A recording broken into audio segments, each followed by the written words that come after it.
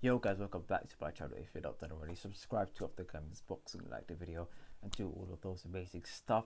This is the Road to Redemption video with Savage Dan and Anthony Joshua, where they look back on their first fight with Alexander Usyk and they preview the second fight. Can't wait for what's to come in this video. Subscribe, or close if I want just subscribe. So click the subscribe button, but let's just get straight into this.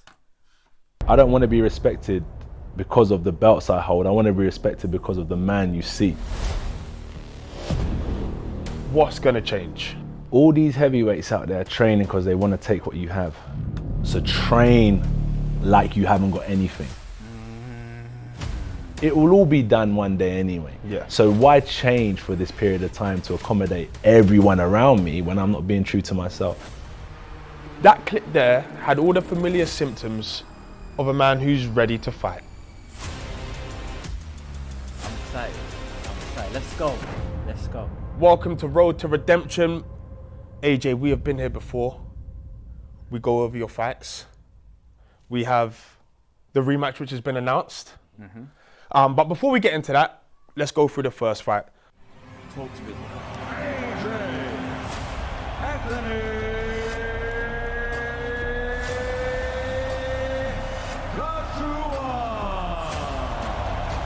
I was at the stadium, guys. Oh, like, do you know what's mad?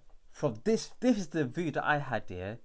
This is a very similar view that I had, and I was just watching AJ getting slapped up, bro. And it was very, it was painful, guys. It was painful, and I had Tyson Fury fans around me. Oh, it was horrible. It was horrible. Check the vlog out.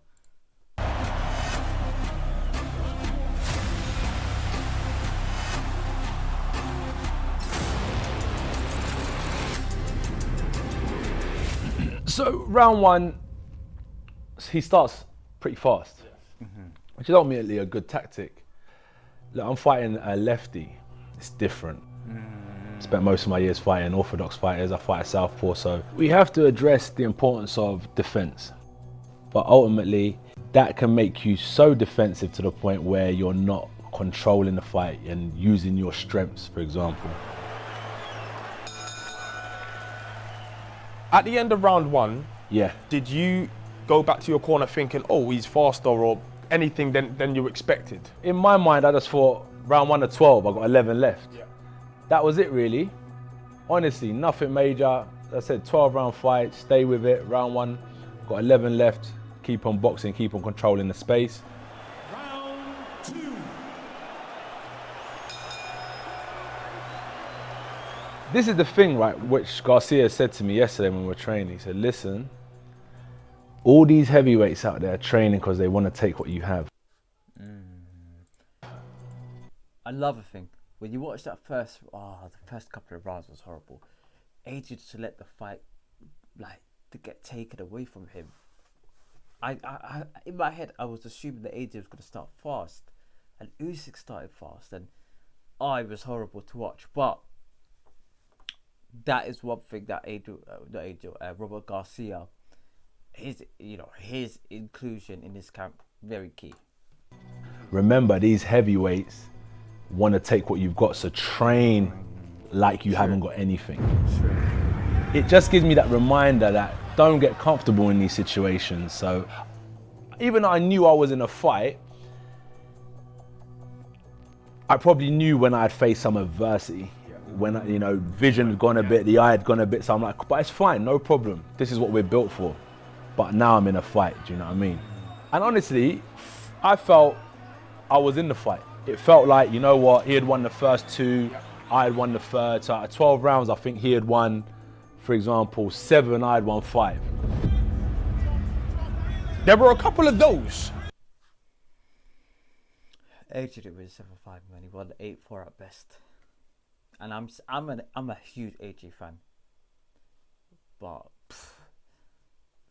you got to face the truth. Let's go. Where you would go at the same time as Usyk's jab, and it's very textbook. His right hand jab goes over your shoulder, your right hand lead goes on the chin. The goal is to win and win convincingly. We've looked at that fight. It's done. Can't do anything about it, but you can, because you get a second bite of the cherry. Have you started camp? Are you starting camp? What's going to change? As a fighter, you should really stay in the gym all year round.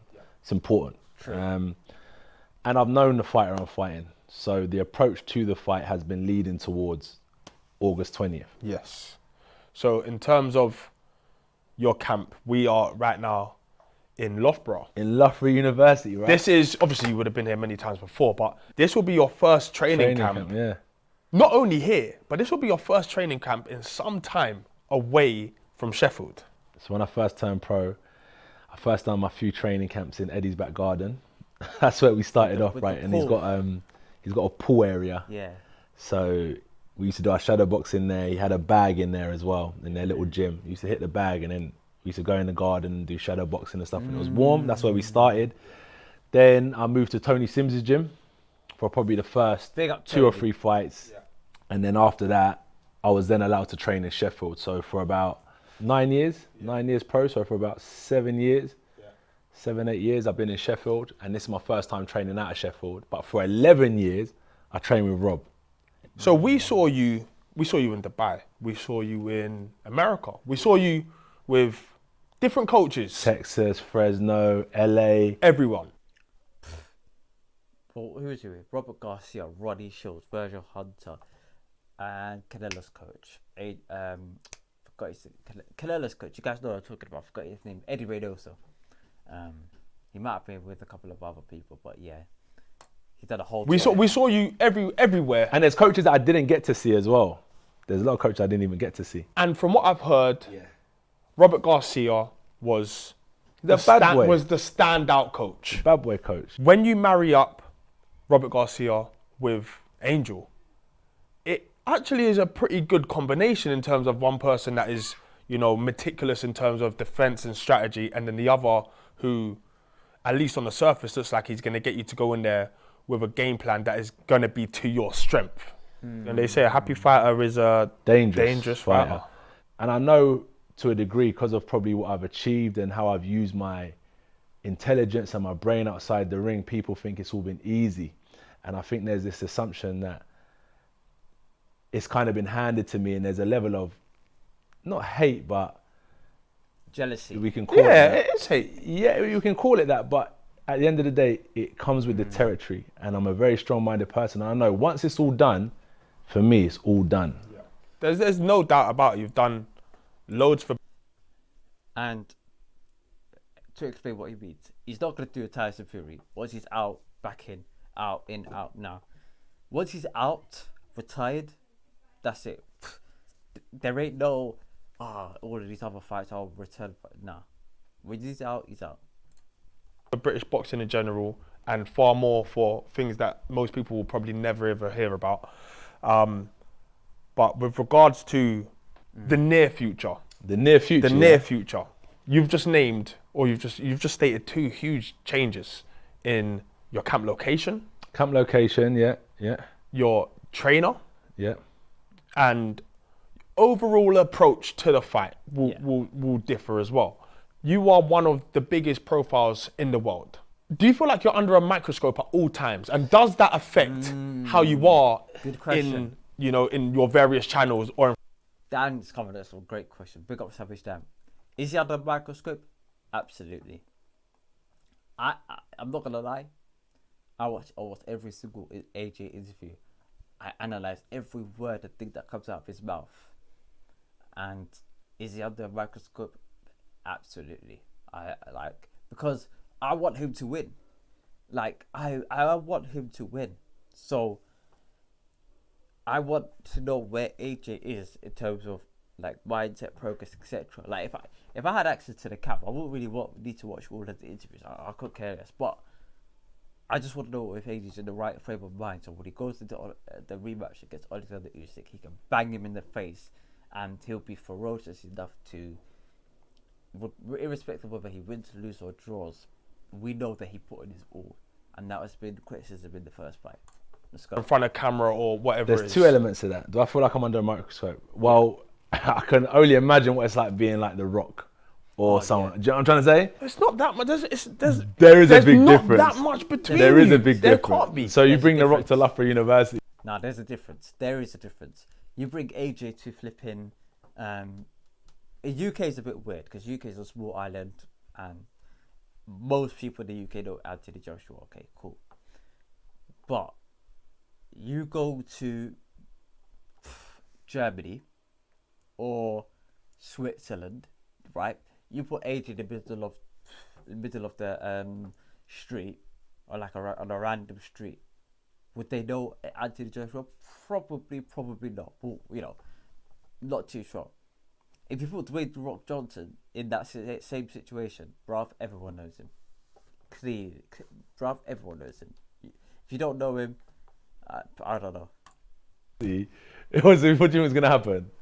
Trust me. It's true. I get stopped a lot. Trust me. I chat to Obviously, people. of course, you get stopped a lot. It's a big difference. But for me personally, it's where I feel comfortable and where I can be myself. And you ask me, does it stop me from being myself? Now, the downside of that is I can make mistakes because I'm not around people that have as much to lose as me.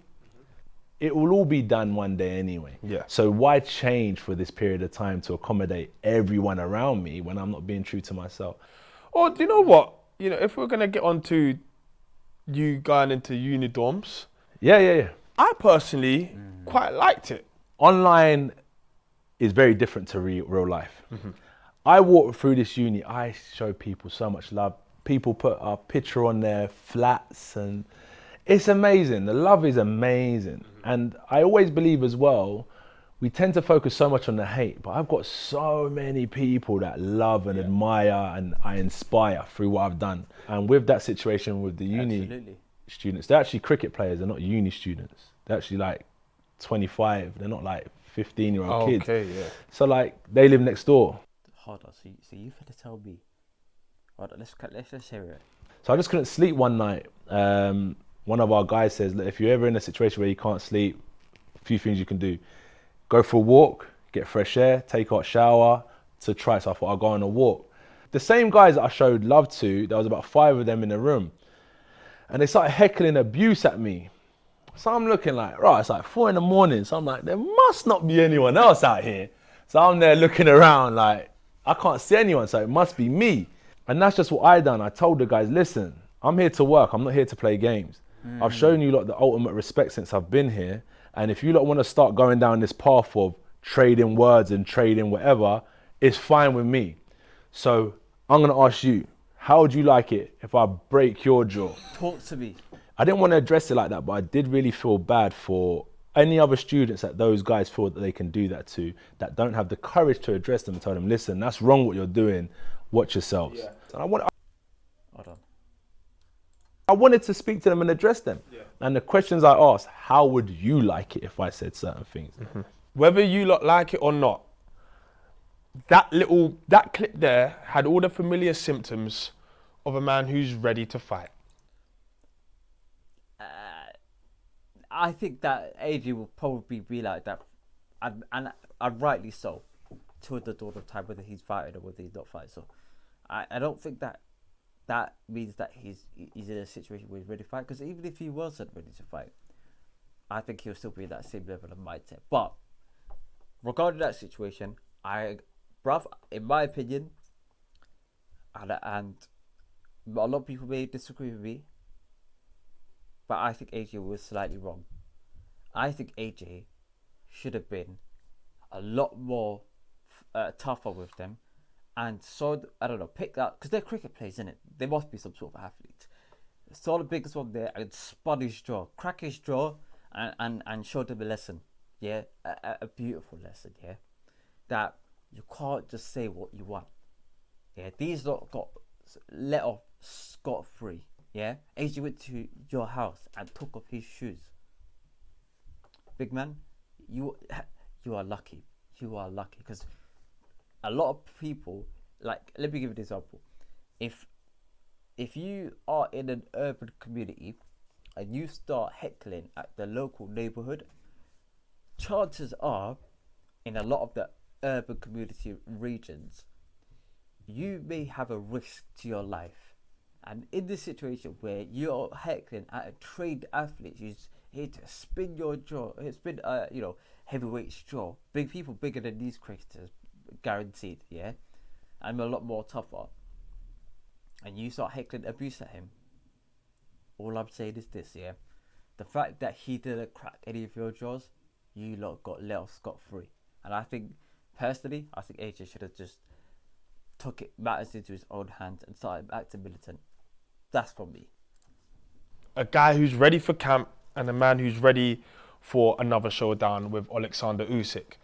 What changes would you have made if we were now, you know, a few months ago and going into the first fight? Good question. Walk into the ring, like, just have in my mind that this person's trying to take everything that I've... Frig walk. Oh my goodness. Yeah. No Afro beats, bro. I know it's Saudi Arabia. All I'm saying is, yeah, it's got to be crud. Yeah. Fly a drill MC to Saudi Arabia, and like the lyrics got to be, there's got to be a notification saying, whatever you like, please be aware that whatever you hear may include some violent messages. Yeah, bruv, it's got to be crud mode. You can't be on this Afrobeats thing, yeah, to a boxing match. Come on, man. Like, this ain't the time or the place for that. You should be here to break people's jaws and here to apply maximum pain to your opponent. Not on this. Yeah. Bruv, F all of that, yeah.